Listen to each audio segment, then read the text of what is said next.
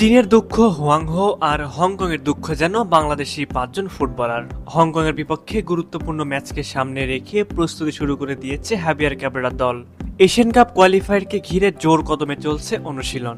আর অনুশীলনে ফুটবলারদের যে মনোযোগ ও তাড়না, তাতে পরিষ্কার লক্ষ্য এবার শুধুই জয়। দক্ষিণ এশিয়ার অন্যতম শক্তিশালী দল হংকং, তবে বর্তমান বাংলাদেশ দল আগের মতো আর নড়বড়ে নয়। দলে এখন তারুণ্যের ঝলক, অভিজ্ঞতার ভারসাম্য আর সাম্প্রতিক সময়ে খেলা ম্যাচগুলোতে আত্মবিশ্বাসী পারফরমেন্স, সব মিলিয়ে বদলে যাওয়া এক দলই এখন মাঠে নামার অপেক্ষায় আছে।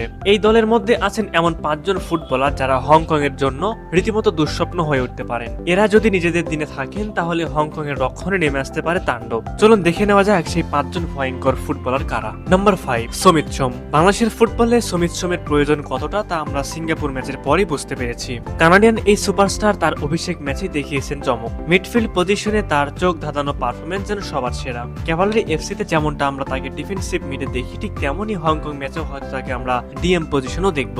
নাম্বার 4, জায়ান আহমেদ। জায়ান আহমেদ এই নামটাই এখন বিপক্ষ দলের জন্য এক ধরনের সতর্কবার্তা হয়ে দাঁড়িয়েছে। তিনি একজন ফুল ব্যাক, কিন্তু তার খেলার যে আগ্রাসী গতি ও ট্যাকটিক্স দেখা যায় তা অনেক ফরওয়ার্ডের মধ্যেও দেখা যায় না। বাঁ প্রান্ত দিয়ে যেভাবে বল নিয়ে ওঠেন, প্রতিপক্ষের রাইট ব্যাককে বারবার পরীক্ষার মধ্যে ফেলে দেন। হংকং এর রক্ষণভাগ যদি তার গতিকে সামাল দিতে না পারে, তাহলে জায়ানের এক একটা রান ম্যাচের ভাগ্য নির্ধারণ করে দিতে পারে। নাম্বার 3, ফাহমিদুল ইসলাম। ফাহমিদুল ইসলাম অভিষেকে নিজেকে প্রমাণ করার চেষ্টা করেছেন এবং সেটা বেশ ভালোভাবেই। ভুটানের বিপক্ষে অভিষেক ম্যাচে তিনি বেশ কয়েকটি সম্ভাবনাময় আক্রমণ সাজিয়েছিলেন, সুযোগ তৈরি করেছিলেন, কিন্তু গোল মিস করে কিছুটা হতাশ করেছিলেন দর্শকদের। তবে সে ভুল থেকে শিখেছেন এবং ক্যাবরেরা নিজেও তাকে নিয়ে যথেষ্ট আশাবাদী। লেফট উইং এ তার পাসিং এবং বল কন্ট্রোল সব মিলে একজন প্লেমেকার হিসেবে তিনি বড় সম্পদ। নাম্বার 2, তারিক কাজী। তারিক কাজী বাংলাদেশের অন্যতম সেরা ডিফেন্ডার। সেন্টার ব্যাকে তার ডিফেন্সিভ ক্লিয়ারেন্স যেন সবার সেরা। প্রতিপক্ষ আক্রমণকে খুব সহজেই রুখে দেন বাংলাদেশি বংশোদ্ভূত ফিনল্যান্ডীয় এই হংকং ম্যাচেও তারিকের উপর নজর থাকবে সবার, কেননা হংকং এর আক্রমণ যে বর্তমানে দক্ষিণ এশিয়ার অন্যতম সেরা।